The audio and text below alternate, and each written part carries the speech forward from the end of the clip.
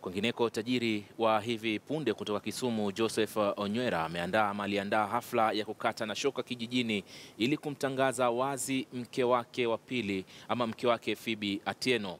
Onywera aliyeshinda shilingi milioni 20 mnamo Juni mwaka huu katika mchezo wa bahati nasibu wa Betway aligharamikia $200,000 kuandaa hafla hiyo. Mashirima Kapombe anaarifu zaidi.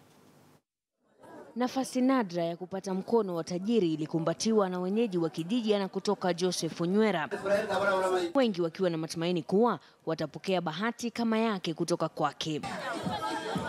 Lakini la muhimu kwenye hafla hii ilikuwa kumjulisha mke wake wa sasa Phoebe Atieno. Tuliongea naye zamani, akapotea kidogo, akaenda Uganda huko. Sasa wakati nilipata pesa, kuna jamaa akaniambia bado yuko nyumbani.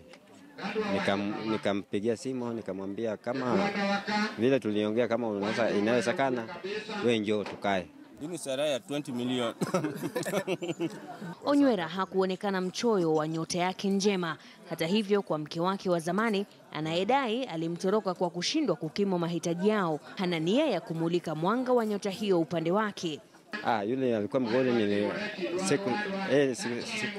sikuruhusia yeye aje, kwa sababu miaka 15 bibi amekaa nje. Sasa sikubali.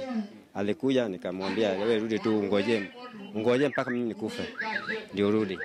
Joseph Onywera alishinda shilingi milioni 20 alipotoa utabiri halisi wa matokeo ya mechi 13 katika mchezo wa bahati nasibu unaosimamiwa na Betway mnamo Juni mwaka huu. Ametumia kiasi cha pesa hizo kununua ploti, amejenga nyumba na kununua matatu hii anayotarajia itampa hela za matumizi mara kwa mara. Hafla hii imemgharimu shilingi $200,000. Mashirima Kapombe, KTN News. Kwingineko